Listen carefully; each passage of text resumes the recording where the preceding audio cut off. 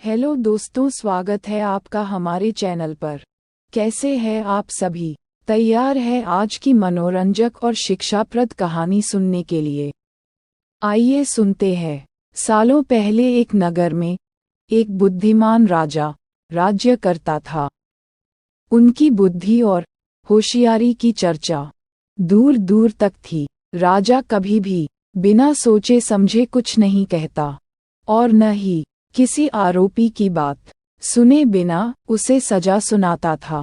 उसकी बुद्धिमत्ता के चर्चे सुनकर आसपास के राजा, रानियां और राजकुमारी आदि उनसे जलते थे। इसी जलन के चलते सभी उस राजा की बुद्धिमत्ता की परीक्षा लेने के लिए नए नए तरीके अपनाते थे। हर बार राजा दूसरे राज्य के शासकों द्वारा ली गई परीक्षा में खरा उतरकर खुद को होशियार और योग्य राजा साबित करता था। एक दिन राजा की परीक्षा लेने के लिए एक राजकुमारी आए।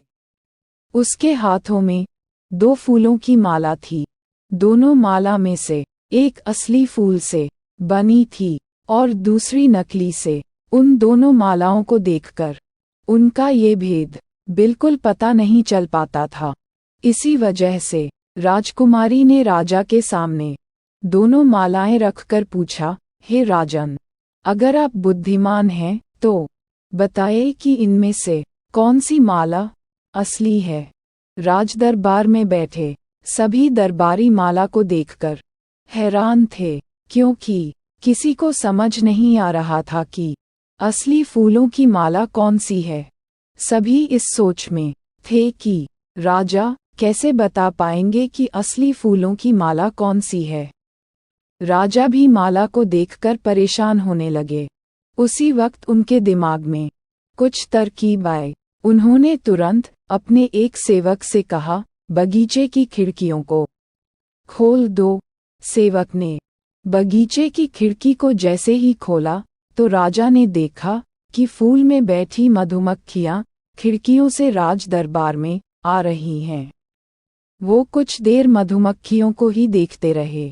जैसे ही एक मधुमक्खी एक फूल की माला में बैठी, वैसे ही राजा ने कहा कि अब मैं बता सकता हूँ कि असली माला कौन सी है। राजा ने तुरंत उस माला की तरफ इशारा किया जिस पर मधुमक्खी बैठ रखी थी। राजा की होशियारी देखकर दरबार में मौजूद सभी उनकी तारीफ करने लगे। सभी कहने लगे कि हर राज्य को आपके जैसे ही बुद्धिमान राजा की जरूरत है। राजकुमारी भी राजा के बुद्धिमत्ता देखकर खुश हो गई। उसने भी बुद्धिमान राजा की तारीफ में कुछ शब्द कहे और वहां से अपने राज्य की ओर निकल पड़ी। कहानी से सीख, अगर व्यक्ति अपनी बुद्धि का इस्तेमाल करे तो वो हर प्रश्न का सही जवाब तलाश सकता है और हर मुसीबत का हल भी निकाल लेता है। हमारी अगली कहानी, राजा और कवि। एक समय की बात है, पाल्पा देश में एक कवि रहता था। वो अपने देश के राजा से मिलकर उनको कविता सुनना चाहता था ताकि राजा उसकी कविता से खुश हो जाएं और उसे कोई इनाम दे। इसके लिए वह कवि हर दिन महल जाता, लेकिन सैनिक उसे महल के अंदर जाने से रोक देते। सैनिक कहते थे, जब राजा उन्हें खुद से बुलाएगा तभी वह महल के अंदर जा सकता है। रोज सिपाहियों से यही बात सुनकर वह वापस अपने घर चला जाता था। एक दिन जब वह वापस अपने घर पहुंचा तो थोड़ी देर बाद उसकी पत्नी उससे कहती है कि देखना, शायद घर के दरवाजे पर कोई आया हुआ है। कवि ने जब दरवाजा खोला तो उसने देखा कि एक आदमी उसके घर के बाहर खड़ा था। उस आदमी ने कवि से एक पत्ते के बारे में पूछा और कहा कि उसे वहां जाना है। कवि ने जब वह पता देखा तो उस आदमी से कहा कि आपको जिस नगर में जाना है वह यहाँ से बहुत दूर है। आप बहुत दूर से आए हैं और अभी शाम भी हो गई है। आप उस पत्ते पर समय रहते नहीं पहुंच सकते। बेहतर होगा कि आप आज की रात हमारे ही घर में रुक जाएं। आदमी ने जवाब में कहा कि मेरे रुकने से आपको समस्या हो सकती है, इसलिए मैं अपने लिए कोई दूसरा स्थान ढूंढ लूंगा। मगर कवि के बार बार कहने पर वह आदमी कवि के घर में ही रुक गया। कवि के इस व्यवहार से उसकी पत्नी चिंता में पड़ जाती है। उसने कवि को बुलाया और धीरे से पूछने लगी, हमारे पास भोजन की कमी है। ऊपर से आपने किसी अनजान को घर में रोक लिया है। इस पर कवि अपनी पत्नी को समझाते हुए कहता है कि चिंता न करो, कोई दिक्कत नहीं होगी। इतना कहकर कवि वहां से कुछ देर के लिए बाहर जाने लगता है और पत्नी को बोलता है कि मेहमान का ख्याल रखना। कवि के घर में रुके उस अनजान व्यक्ति ने कवि और उसकी पत्नी की सारी बातें सुन ली थी। घर से बाहर जाते समय कवि उस अनजान व्यक्ति से आराम करने के लिए कहकर बाहर चला जाता है। थोड़ी देर में कवि भोजन बनाने की सामग्री के साथ घर लौटता है, जिसे उसने उधार लेकर खरीदा था। खाना बनने के बाद कवि ने उस अनजान व्यक्ति को अपने साथ भोजन करने के लिए बुलाया।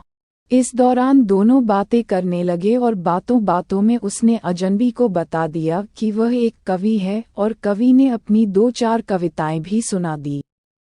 उस अनजान शख्स को कविताएं काफी अच्छी लगीं और उसने कवि की बहुत तारीफ की। इस पर कवि ने कहा कि इन कविताओं का कोई मोल नहीं है, क्योंकि कोई भी उसकी कविता नहीं सुनना चाहता। फिर कवि ने उसे राजा और उसके सैनिक वाली बात भी बताई। इस पर उस अनजान आदमी ने कहा कि इसी तरह आपको हर रोज राजा के महल जाने की कोशिश जारी रखनी चाहिए। सुबह होते ही बिना कवि को बताए वह अनजान आदमी अपने पत्ते पर निकल गया। उसी दिन कवि के पास राजा के सैनिक आए और उसे अपने साथ महल चलने के लिए कहने लगे। कवि सैनिकों के साथ राजा के महल गया और राजा को अपनी कविताएं सुनाई। इसके बाद राजा ने खुश होकर कवि को अपने महल में रख लिया और उसे ढेर सारा इनाम भी दिया। कवि को ये बात नहीं पता था कि राजा पहले भी उसकी कविता सुन चुके हैं। वो अनजान शख्स कोई और नहीं बल्कि राजा ही था, जो अपना रूप बदलकर उसके घर आया था। कवि ने वापस घर जाकर अपनी पत्नी को इसके बारे में बताया। इस पर उसकी पत्नी कहती है कि वह अजनबी व्यक्ति आपके लिए भाग्यशाली था। उसके घर आते ही आपको काम और इनाम दोनों मिल गए। इसके बाद से कवि का जीवन बदल गया। वह बहुत ही खुशहाली में अपना जीवन जीने लगा। कहानी से सीख, जिस तरह कवि ने अपने अच्छे व्यवहार से अपने बुरे दिन को खुशहाली में बदला, उसी तरह हम भी अपने नेक व्यवहार के जरिए अपनी परेशानियों को कम कर सकते हैं। हमारी अगली कहानी एक दयालु राजा। सूरजपुर के ज्यादातर लोग केशवपुर में बस गए। देखते ही देखते पूरा राज्य खाली हो गया और राजा कंसदेव और उनके कुछ ही सिपाही नगर में रहने लगे। भूखमरी के कारण पशु पक्षी मरने लगे और उनकी लाशें नगर में ही सड़ने लगी। इसी के चलते पूरे सूरजपुर में बीमारी फैल गई। राज्य में बचे लोग भूख व बीमारी से परेशान रहते थे और अधिकतर लोग मरने लगे। एक दिन राजा कंसदेव की पुत्री को हैजा हो गया, जिससे कुछ ही दिनों में हैजा से उसकी मृत्यु हो गई। राजा लाचार हो गया और वह बार बार सोचने लगा कि उन्होंने जनता पर काफी अत्याचार किया है। ये सोचकर राजा कंसदेव भगवान से क्षमा की भीख मांगने लगा। कुछ दिन बिताने के बाद राजा कृष्णदेव के राज्य में साधुओं की टोली पहुंची, जिसकी सूचना राजा को सिपाहियों ने तुरंत दी। उन्होंने राजा को बताया कि इस मंडली में 2 महिला साधु व युवक हैं, जिनमें से एक युवक राजकुमार जैसा और एक युवती राजकुमारी के समान दिख रही है। राजा ये सुनते ही सब काम छोड़कर तुरंत सीमा पर पहुंचे और उन सभी को सम्मान के साथ राजमहल में ले आए। राजा ने उन सभी की खूब सेवा की। कुछ दिनों बाद साधुओं ने राजा से उनके नगर घूमने व वहां की जनता से मिलने की इच्छा जताई। राजा भी साधुओं की बात सुनकर उनके साथ नंगे पांव नगर की ओर निकल पड़ा। साधुओं ने देखा कि केशवपुर का हर नागरिक खुश है और जहां से वो गुजरते हैं वहां राजा की जय जयकार होने लगती है। सभी प्रजावासियों ने राजा व साधुओं को फूल मालाओं से सम्मानित किया। जनता द्वारा राजा के लिए इतना आदर सत्कार देखकर एक साधु ने कहा, राजन, आप धन्य हैं। आपके बारे में जितना सुना था आप उससे भी बढ़कर हैं। मैं साधु नहीं हूँ, बल्कि आपके पड़ोसी राज्य सूरजपुर का राजा हूँ। मैंने अपनी जनता पर बहुत अत्याचार किया है, जिस कारण वो आपके राज्य में बस गए हैं। मेरे अत्याचार के चलते पूरे राज्य में भूखमरी व बीमारी बढ़ गई, जिसकी शिकार मेरी एक बेटी भी हो गई। अब मैं अपने पापों को धोने के लिए भगवान की भक्ति करने लगा हूँ। उसने आगे बताया कि मैं जिस राह पर चल रहा हूँ, उस पर अपनी पत्नी, बेटी और बेटे को चलने के लिए नहीं बोला है, मगर ये कहते हैं कि ये मेरे पाप में बराबर के भागीदार हैं, जिस कारण ये भी वैराग्य जीवन जी रहे हैं।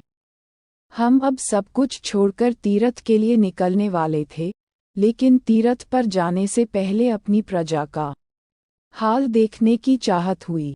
अब मैं अपनी प्रजा को खुश देखकर संतुष्ट हो गया हूँ। मैं आपका आभारी रहूंगा कि आपने मेरे राज्य की जनता और अपने राज्य की जनता के बीच किसी तरह का भेदभाव नहीं किया। अब हम भगवान की भक्ति में अपना जीवन सुकून के साथ व्यतीत कर सकते हैं। कंसदेव की बातें सुनकर राजा ने उन्हें गले लगाया और कहा कि आप धन्य हैं, जो आपको इतना अच्छा परिवार मिला।